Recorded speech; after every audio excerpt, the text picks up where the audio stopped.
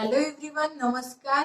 In this video, we are going to discuss how to solve multiple choice question from जे channel वर नवीन आहे त्यांनी नक्की subscribe करा. Hello everyone, Namaskar. In this video, we are going to discuss multiple choice question of standard 10 of chapter 1 from problem set 1. Let us see first question. Select the appropriate alternative. In triangle ABC and triangle PQR, in a one-to-one correspondence, AB upon QR is equal to BC upon PR is equal to CA upon PQ. Then we have to select appropriate alternative. Now observe this figure carefully. See the shape of this figure. We have to check correspondence. See here, one-to-one correspondence, that means A to Q, right? A, see here, A corresponds to Q, right?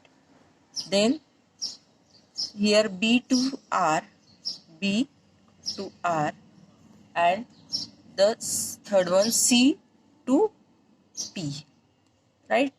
So we have to select proper alternative. Now let us take first one, P, Q, R, A, B, C. Now P to A, but P to C. So first one is not correct. Let us take second. Second here, P to C. Okay, P to C. This one is satisfied. Then Q to A. Q to A. This is also satisfied. And the third one is R to B. Right? R to B. This is also satisfied. So answer of first question is B. And you have to write answer like this only. Do not write triangle PQR similar to triangle CAB. Only this B, it is sufficient. You will get full marks, right? Let us solve second question. If in triangle DEF and triangle PQR, angle D congruent to Q, D congruent to Q, and R congruent to E, R congruent to E, then which of the following statement is false? आपल्याला कुठलं statement false आहे हे आपल्याला बघायचं आहे. आता बघा, D हा क्यू ला कॉन्ग्रुएंट आहे. आता हे दोन ट्रायंगल बघा सिमिलर आहे. कुठल्या टेस्टनी? ए टेस्टनी, कारण हा अँगल याला कॉन्ग्रुएंट आहे, हा अँगल याला कॉन्ग्रुएंट आहे. आता करस्पॉन्डन्स आपण नेमकं करेक्ट लिहू. आता इथे करस्पॉन्डन्स काय येईल? डीई एफ जर मी लिहिलं तर बघा इथे triangle D E F, triangle D E F, right, similar to. आता करस्पॉन्डन्स बघा, डी कोणाला आहे? क्यू ला, राईट. मग डी लिहिल्यावर मी इथे काय लिहिणार? Triangle Q. त्यानंतर ई कोणाला आहे? आर ला आहे, राईट. ई लिहिल्यावर मग मी काय लिहिणार? R, right. त्यानंतर इथे क्यू आर, मग येईल आहे P. So this two triangles are similar by a test, by a test, right. त्यानंतर आता इथे आपल्याला हे जे स्टेटमेंट आहेत हे चेक करायचे आहेत. आता याप्रमाणे जर आपण बघितलं तर when two triangles are similar then corresponding sides are in proportion. So what will we get? DE upon Q R is equal to E F upon, बघा, DE upon Q R is equal to E F upon RP, RP, right, is equal to D F upon QP, D F upon QP, right. हे झाले corresponding sides of similar triangles. आता यातलं कुठलं statement correct आहे ते आपल्याला बघायचं, sorry false आहे ते आपल्याला बघायचं आहे. आता इथे काय म्हटलेलं आहे? E F upon P R is equal to D F upon P Q. तर हे ई एफ अपॉन हे सॅटिस्फाईड झालं. So this statement is true. त्यानंतर हे बघू, D E upon P Q, D E upon P Q नाही, इथे क्यू आर येईल, राईट. आणि E F R P, E F R P, तर इथे क्यू आर आहे, इथे पी क्यू दिलेला आहे, म्हणजे बी जे स्टेटमेंट आहे ते फॉल्स आहे, राईट. तर त्यामुळे आपण इथे काय लिहू? तुमचं आन्सर काय राहील? सेकंडचा आन्सर काय राहील? Be again, right. इथे पण तुम्ही बी लिहिलं नुसतं, इथे पण बी लिहिलं. इथे no need to write this, इथे हे लिहायची गरज नाही. Only you have to write this A B C D only, right. Now let us discuss third example. In triangle ABC and triangle DEF, angle B congruent to angle B and angle E are equal. B and E are equal, and F is equal to C. F and C are equal.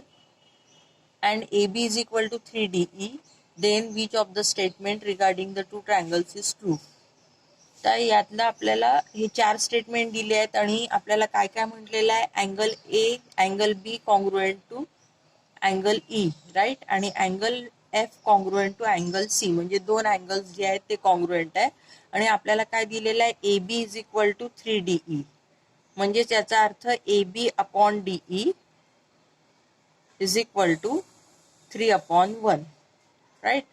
म्हणजे इथे आपण हे जे दोन triangle आहेत, हे दोन ट्रायंगलच्या बाबतीत आपलं कुठलं स्टेटमेंट करेक्ट आहे ते बघू. The triangles are not congruent and not similar. बरोबर आहे, हे दोन ट्रायंगल कॉन्ग्रुएंट पण नाहीये. बघा, दोन अँगल फक्त कॉन्ग्रुएंट आहे. मग ना साईड कुठली आहे, म्हणजे इथे ना SSS टेस्ट आहे, ना SAS टेस्ट आहे, ना ASA टेस्ट, कुठलीच अप्लिकेबल नाही आहे. म्हणजे हे दोन ट्रायंगल कॉन्ग्रुएंट नाही आहे. आणि नॉट सिमिलर. आता इथे मात्र लक्षात घ्या की हे जे दोन ट्रायंगल्स आहेत हे काय म्हणू आपण, सिमिलर पण नाहीत असं त्यांचं म्हणणं आहे. बरोबर आहे, म्हणजे two triangles are not congruent, two triangles are not similar. आता हे जे स्टेटमेंट आहे हे फॉल्स आहे. तर सिमिलॅरिटीच्या ज्या टेस्ट आहेत त्या आपण बघू. सिमिलॅरिटीच्या टेस्ट तुम्हाला माहिती आहे, AAA test, SSS test, SAS test, right. तर इथे आपण पहिलं स्टेटमेंट तर फॉल्स आहे, राईट. आता दुसरं स्टेटमेंट चेक करू. The triangles are similar but not congruent. आता सिमिलर बघा, ट्रायंगल्स कॉन्ग्रुएंट आहे म्हणून आपण असं म्हणू शकतो की हे हा अँगल याला कॉन्ग्रुएंट आहे, हा अँगल याला कॉन्ग्रुएंट आहे. म्हणजे two angles of this triangle are congruent to corresponding angles of this triangle DEF, and therefore we can say that these two triangles are similar but not congruent. आता हे similar आहे बघा, कुठली taste राहील मग, AA टेस्टनी हे दोन triangle similar राहतील. कोणते दोन triangle, triangle ABC similar to triangle DEF, हे सिमिलर आहे. बरोबर आहे, तर हे दोन ट्रायंगल सिमिलर आहे बाय AA टेस्ट. ठीक आहे. त्यानंतर तिसरं म्हणजे हे स्टेटमेंट जे आहे हे ट्रू आहे. आणि आता इथे काय म्हटलेलं आहे, बट नॉट कॉन्ग्रुएंट. बरोबर आहे, कॉन्ग्रुएंटच्या ज्या टेस्ट आहे या टेस्टनुसार आपल्याला काय आहे की ह्या ज्या करस्पॉन्डिंग साईड्स आहेत ह्या कॉन्ग्रुएंट पाहिजे, राईट. किंवा कुठली टेस्ट SSS होते का नाही, SAS होते का नाही, SAA होते का नाही, त्यानंतर हायपोटेनस साईड टेस्ट होते का नाही, इथे कुठलीच अप्लिकेबल होत नाही. म्हणून आपण म्हणू शकतो की two triangles are similar but not congruent, right. त्यानंतर हे स्टेटमेंट आपलं म्हणजे आन्सर काय राहील, तिसऱ्याचा आन्सर जे आहे ते बी राहील, राईट. ठीक आहे, फक्त बीच लिहायचं आहे तुम्हाला. त्यानंतर हे पण चेक करू एक, the triangles are congruent and similar. Wrong आहे, ट्रायंगल्स हे कॉन्ग्रुएंट नाही आहे, सिमिलर आहेत. बरोबर आहे, पण त्यांनी काय म्हटलं, triangles are congruent and similar, तर त्यामुळे सी स्टेटमेंट फॉल्स आहे. त्यानंतर none of the statement above is true, हे पण फॉल्स आहे, कारण हे स्टेटमेंट बी जे आहे ते ट्रू आहे. In figure segment XY parallel to BC, then which of the following statement is true. बघा, इथे या ट्रायंगल ABC मध्ये XY पॅरलल टू BC दिलेला आहे, म्हणजे आपल्याला इथे BPT लागेल. BPT कसा लागेल, AX upon XB is equal to AY upon YC, right.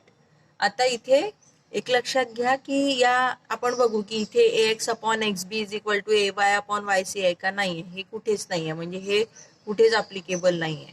मग आता याला आपण समजा डिव्हिडेंडो लावला, इन्व्हर्टेंडो लावला, तर काय होईल, XB upon AX is equal to here what do we get, YC upon AY, right. आता इथे मी जर याला कंपोनेंडो लावला तर काय मिळेल मला, XB plus AX upon AX is equal to YC plus AY is upon AY, right. So XB plus AX is equal to what, AB. So AB upon AX is equal to YC plus AY. What do we get, AC upon AY, right. आता इथे पहा, इथे कुठे असं statement आहे का ए B upon x, असे पण नाही आहे, पण असं आहे की ए बी अपॉन ए सी आहे. मग जर मी याला अल्टरनेंडो लावला, बघा काय काय लावलं. सगळ्यात पहिल्यांदा मी याला इन्व्हर्टेंडो लावला, राईट. त्यानंतर याला कंपोनेंडो लावला, त्यानंतर याला आता अल्टरनेंडो लावला. तर अल्टरनेंडो लावल्यावर काय मिळेल मला, ए बी अपॉन ए सी. बघा काय मिळेल अल्टरनेंडो लावल्यावर, हे रिप्लेस करू, A B upon A C is equal to A X upon A Y, A X upon A Y. तर हे फर्स्ट स्टेटमेंट हे मॅच होतं. बघा फर्स्ट स्टेटमेंट काय आहे, A B upon A C is equal to A X upon A Y. तर इथे आपल्याला ते स्टेटमेंट मिळालंय, A B upon A C is equal to A X upon A Y. So answer of fifth question is A, right? This is A. Simply A you have to write, no need to write this explanation. Fourth example, triangle ABC and triangle DEF are equilateral triangles. ABC and triangle DEF are equilateral triangles and area of triangle ABC is 2, area of triangle DEF is equal to 1:2. If AB equals 4, then what is the length of DE? हे 4 options आपल्याला दिले आहेत आणि आपल्याला काय म्हटलं आहे, triangle ABC and DEF are equilateral triangle. म्हणजे एक लक्षात घ्या की equilateral triangles they are always similar, right. 2 equilateral triangles are always similar because each angle has measure 60 degree, right? So when 2 triangles are similar, then ratio of their areas is equal to what? It is equal to squares of their corresponding sides, right? Here I have taken this side AB square upon D square. Why? Because I have given here 4 and I have to find DE. You can also take BC square, EF square. What we have given, that depends on that. This depend which corresponding sides you have to take. बघा तुम्हाला ज्या sides दिल्या असतील त्यावर हे अवलंबून आहे.